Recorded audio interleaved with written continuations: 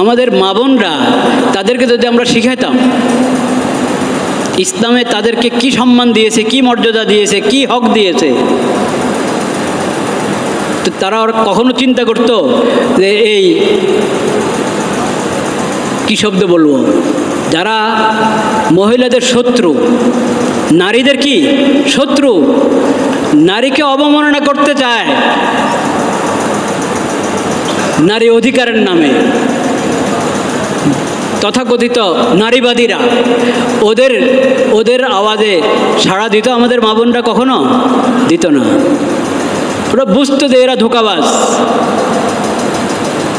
এরা আমাদের কোনো অধিকার উসুল করে দিবে না, এরা আমাদেরকে আরও বরবাদ করবে, আমাদের হায়া নষ্ট করবে, আমাদের সমস্ত হক নষ্ট করবে।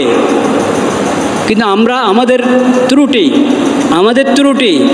আমরা আমাদের মা বোনদেরকে প্রত্যেকের মা বোনদেরকেও না, আর মানে রাষ্ট্রীয়ভাবে সামাজিকভাবে সব দিক থেকে যে দ্বীনি শিক্ষাটা, ফরজ শিক্ষাটা প্রত্যেক শ্রেণীর মানুষের, প্রত্যেক পুরুষ এবং প্রত্যেক মহিলা সবার উপরে যে শিখানো ফরজ, এই ফরজটা আদায়ের ব্যাপারে আমাদের মধ্যে অনেক অবহেলা। এই ফরজটা যদি আমরা আদায় করতাম তাহলে কমপক্ষে জানা থাকতো যে ইসলামের শিক্ষা এমন, প্রত্যেক মহিলা বুঝতো যে আমার ঘরে আমি নির্যাতিত হতে পারি, কিন্তু ইসলামের শিক্ষা এটা না। এরা যদি ইসলামের শিক্ষা অনুসারে চলে তাহলে আমার উপরে এই জুলুম কি হতো না। দেখেন, আমি একবারে ছোট্ট একটা দৃষ্টান্ত বলছি, একবারে ছোট্ট। একজনকে যখন বিয়ে করলো কেউ, শরীয়তের পদ্ধতিতে তরিকায় বিয়ে করলো, একজন স্বামী হলো, একজন স্ত্রী হলো। তো এই বিয়েটা এটা কি জন্য হবে? এই বিয়েটা কি শুধু উপভোগের জন্য? নাউজুবিল্লাহ। বিয়েটা কেন হয়, কি উদ্দেশ্যে বিয়ে হবে, কি নিয়তে বিয়ে হবে? আমরা শিখিয়েছি এই নতুন যে বিয়ে করছে ছেলে আর যে মেয়ের সঙ্গে তার বিয়ে হচ্ছে, তাকে কয়জনে শিখাই? বিয়ের পরে একজন স্বামী হিসাবে, একজন স্ত্রী হিসাবে কার উপরে কি হক আসে, কয়জনে শিখাই আমরা? একজনকে জিজ্ঞেস করা হয়েছিল যে শুনলাম তোমার বিয়ে, কেমন প্রস্তুতি নিয়েছো? তার শিক্ষক তাকে জিজ্ঞেস করেছে, বলছে যে মোটামুটি বাজার সাজার হয়ে গেছে, অল্প কিছু বাকি আছে। তো এটা হলো বিয়ের প্রস্তুতি। মাথায় আসে নাই যে বিয়ের বড় প্রস্তুতি হলো যে আমি প্রথমে এখন স্বামী হচ্ছি, তাইলে আদর্শ স্বামী কাকে বলে? স্বামীর প্রতি ইসলামের কি বিধান, স্ত্রীর প্রতি ইসলামের কি বিধান? কয়দিন পরে আমি বাপ হব, আমার স্ত্রী মা হবে। আদর্শ বাপকে, আদর্শ মাকে। বিয়ের সঙ্গে সঙ্গে আমি একজন সংসারওয়ালা হচ্ছি, তো সংসারের ব্যাপারে পুরুষের কি দায়িত্ব, স্ত্রীর কি দায়িত্ব? এটা ফরজ এলেমের অংশ। আচ্ছা, এরপরে মনোমালিন্য তো হতেই পারে দুজনের জিন্দেগিতে, বরং খালি দুজন তো না, দুটা পরিবার, মনোমালিন্য হতেই পারে। তো হলেই কি, যদি এরকম হয় অবস্থা, একজন আরেকজনের কথা পছন্দ হলো না, কাজ পছন্দ হলো না, তো কি করবে? এটার ব্যাপারে শরীয়তে শিক্ষা আছে কিনা? আছে। আল্লাহ তো কোরআনে বলে দিয়েছেন, ও আশিরুহুন্না বিল মারুফ ফাইন কারিহতুমুহুন্না ফাআসা আন তাকরাহু শাইআন ওয়া ইয়াজআলাল্লাহু ফীহি খায়রান কাসীরা।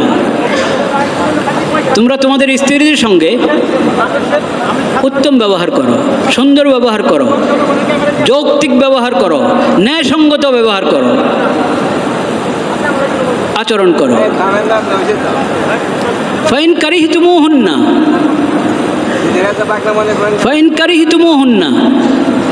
বিয়ে তো হয়ে গেছে কিন্তু এখন তোমার কাছে ভালো লাগছে না মেয়েটা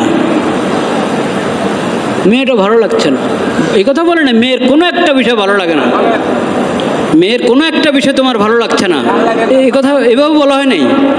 আয়াতে বলেছেন ফাইন কারিহতুমুহুন্না, ওই স্ত্রী ভালোই লাগছে না, তোমার পছন্দ হলো না, মেয়েটাই পছন্দ হলো না তোমার। আহ, আল্লাহ কি বলেন, ফাইন কারিহতুমুহুন্না ফাআসা আন তাকরাহু শাইআন ওয়া ইয়াজআলাল্লাহু ফীহি খায়রান কাসীরা। আরে তোমার যদি অপছন্দ হয়েও থাকে, ভালো লাগছে না, মনে রাখো, মনে রাখো একটা জিনিস তোমার কাছে ভালো লাগছে না, তোমার অপছন্দ, কিন্তু আল্লাহ তাআলা এটার মধ্যে অনেক কল্যাণ রেখে দিয়েছেন।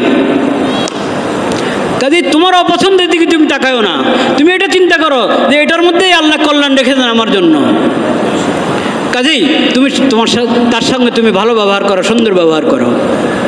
এই কথাটা আমি মহিলাদেরকে শিখিয়েছি, আমি ছেলেদেরকে শিখিয়েছি।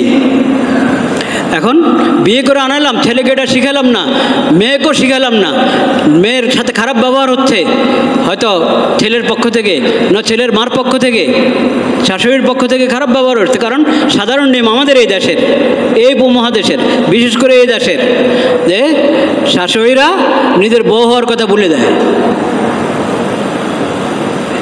এটা থেকে খুব কম শাশুড়ি আপনি পাবেন যে যিনি প্রথমে বউ হয়ে এসেছিলেন এই বাড়িতে, ওই কথা ওনার মনে আছে, এরকম পাওয়া মুশকিল আছে।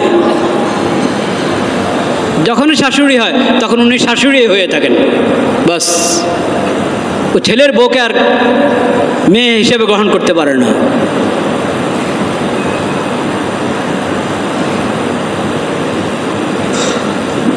কেন? খালি খালি তাদের স্বভাবের দোষ, সব কিছু আমাদের দোষ, আমরা তো শিখাই নেই। এই যে কথাটা ফাইন কারিহতুমুহুন্না, এটা দোনো দিক থেকে।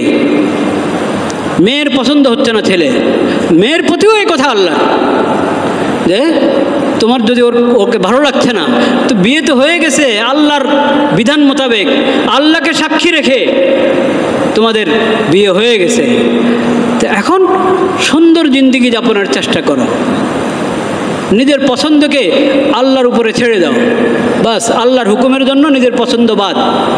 আল্লাহ বলেছেন যে আল্লাহ এটার মধ্যে অনেক কল্যাণ রেখেছেন, এমন হতে পারে তোমারও পছন্দ, কিন্তু আল্লাহ এটাতে অনেক কল্যাণ রেখেছেন। কাজে ওইদিকে তাকিয়ে আল্লাহকে রাজি খুশি করার জন্য সাধারণ সংসার করে যাও, খোঁচাখুচি করো না, একজন অপরের হক নষ্ট করো না। তো কোরআন যে এইভাবে এত সুন্দর করে বলে রেখেছে মেয়েদের জন্য, আমি বলেছি ছেলেকে এবং মেয়েকে, তো এখন ওরা ডাক দিয়েছে যে জমা হও সবাই, অধিকার কাদের থেকে অধিকার নিবা? যারা মানবতার শত্রু, নারীর শত্রু, তাদের কাছ থেকে তোমরা অধিকার নিতে চাও? আল্লাহর রহমতে আল্লাহর নেক বান্দিরাও আছে যারা বলেছে যে আমাদেরকে তো নবী করিম সাল্লাল্লাহু আলাইহি সাল্লাম হক দিয়েছেন, অধিকার দিয়েছেন, ইসলাম দিয়েছে, আমরা অন্যের কাছে যাব কেন? ইসলামেরটাই আমরা বাস্তবায়ন হক এটা চাই, ইসলামেরটা বাস্তবায়ন করো রাষ্ট্রীয়ভাবে, সামাজিকভাবে। এরপর কথা কথায় তালাক, তুই এরকম না করলে এখনই তালাক, 1 তালাক 2 তালাক 3 তালাক। হ্যাঁ, পুরুষের হাতে আল্লাহ তাআলা তালাক দিয়েছেন এরকম তালাক নিয়ে তামাশা করার জন্য? কখনো না। এখন রেডিওতে আপনি শুনবেন, হ্যাঁ, 1961 সালের আইয়ুব খানের করা এই পারিবারিক আইন, ওটার মধ্যে অনেক ইসলাম বিরোধী কথা আছে, শরীয়ত বিরোধী কথা আছে, সেটা এখনও ধরে রেখেছে। পাকিস্তানরা তো তালাক দিয়ে দিয়েছি কবে, কিন্তু আইয়ুব খানের আইন কিন্তু এখনও ধরে রেখেছে বাংলাদেশ। লজ্জার কথা। পাকিস্তান কা মতলব क्या? লা ইলাহা ইল্লাল্লাহ ধরে রাখলে তো এই কথা ধরে রাখা দরকার ছিল। 47 তো আর বাংলাদেশ বানায় নাই, 47 তো ব্রিটিশকে খেদায়া পাকিস্তান হয়েছিল, পশ্চিম পাকিস্তান আর পূর্ব পাকিস্তান। এবং সেই পাকিস্তানের মতলব কি স্লোগান ছিল মুরব্বীরা বলেন, তাদের যারা সেই জামানা দেখেছেন, থাকবেন তো 2-4 জন হলো, পাকিস্তান কা মতলব क्या? লা ইলাহা ইল্লাল্লাহ। এটা ওটা কিন্তু ভুলে গেছি, ওটা মনে নাই, ওটা মনে নাই। মনে আছে কি 1961 সালে আইয়ুব খান যেই পারিবারিক আইন করেছে, যেটা সকল ওলামা পশ্চিম পাকিস্তান, তৎকালীন পশ্চিম পাকিস্তান, পূর্ব পাকিস্তানের সকল আলেমদের বিরোধিতা করেছে, যেটাকে দলিল দিয়ে খণ্ডন করেছে এবং প্রতিবাদ করেছে, কিন্তু সরকারের টনক লড়ে নাই, ওটা এখনও 71-এর পরও এই পর্যন্ত এখনও ধরে রেখেছে।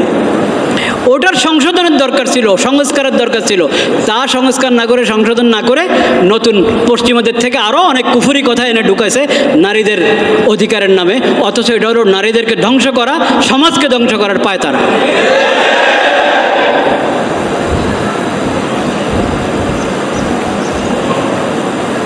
নবীজির সিরতের মধ্যে তোমরা তোমাদের অধিকার তালাশ করো। এবং আমরা প্রত্যেকে, যেটা আমি বলতেছিলাম, তালাক, কথা তালাক। ওমর রাদিয়াল্লাহু তাআলা আনহু, সম্ভবত মুসান্নিফ ইবনে আবি শাইবা রিওয়ায়াত, একজন এসে একজনের ব্যাপারে অভিযোগ এসেছে যে স্ত্রীকে 3 তালাক দিয়েছে। একসাথে 3 তালাক শরীয়তে হারাম, নিষেধ।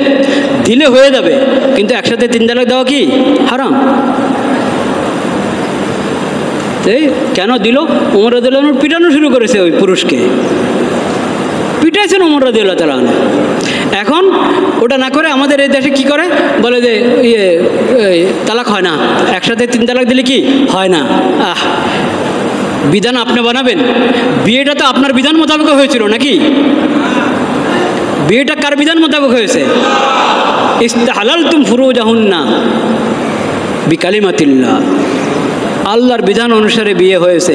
আল্লাহর বিধান অনুসারে তো বিয়ে ভাঙবে। বিয়ে তোমার কথায়, তোমার মন মতে হবে? 3টা নোটিশ আসতে হবে 90 দিনের, এত দিনের, তারপরে গিয়ে বিয়ে ভাঙবে।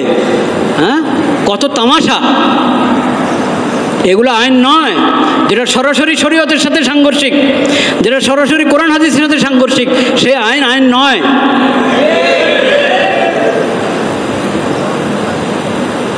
সেটা সংশোধন করা ফরজ। সংস্কার তো ওখানে হবে, সংস্কার তো ওখানে হবে। আল্লাহ রাব্বুল আলামিন আমাদেরকে হেদায়েত দান করেন, আমাদেরকে হেফাজত করেন। নারীদের অধিকার পুরুষদেরকেও জানতে হবে, জানার আল্লাহ তাআলা তৌফিক দান করেন। মেয়েদেরকেও শিখাতে হবে, তাদেরকেও জানতে হবে এসব কিছু। এই ফরজ ইলমের চর্চা ব্যাপকভাবে যদি না হয় তো অজ্ঞতা থেকেই যাবে। আগে জানলে বিষয়টা, তারপরে না মানুষ উদ্বুদ্ধ হয় আমলের উপর। কিন্তু যখন জানেই না, সে তার ধারণা হলো সে খালি বঞ্চিত। অথচ তাকে কেউ বঞ্চিত করে নাই। তাকে বঞ্চিত করে থাকলে দুনিয়ার আইন করেছে, আল্লাহর আইন তাকে কি করে নাই? বঞ্চিত করে নাই। দুনিয়ার সমাজ তার উপরে জুলুম করেছে, আল্লাহ কারো উপরে কি করেন নাই? জুলুম করেন নাই। আল্লাহ শরীয়ত কারো উপরে জুলুম করে নাই। কিন্তু তখন আল্লাহ শরীয়ত জানলেই তো সে, আল্লাহ তাআলা ফরজ ইলম ঘরে ঘরে পৌঁছায় দেওয়ার, আমাদেরকে আমল করার জন্য আল্লাহ আমাদেরকে তৌফিক দান করেন। ফরজ ইলম প্রত্যেক সদস্য, প্রত্যেক মুমিন মুসলিম যাতে জানতে পারে, সেই ব্যবস্থা গ্রহণ করার জন্য রাষ্ট্রকে আল্লাহ তাআলা তৌফিক দান করেন, সমাজকে আল্লাহ তাআলা তৌফিক দান করেন, প্রত্যেক ঘরের পুরুষদেরকে আল্লাহ তাআলা তৌফিক দান করেন। ওয়া আখিরু দাওয়ানা আলহামদুলিল্লাহি রাব্বিল আলামিন। কবলাল জুমা সুন্নাত পড়েনি, যাদের বাকি আছে।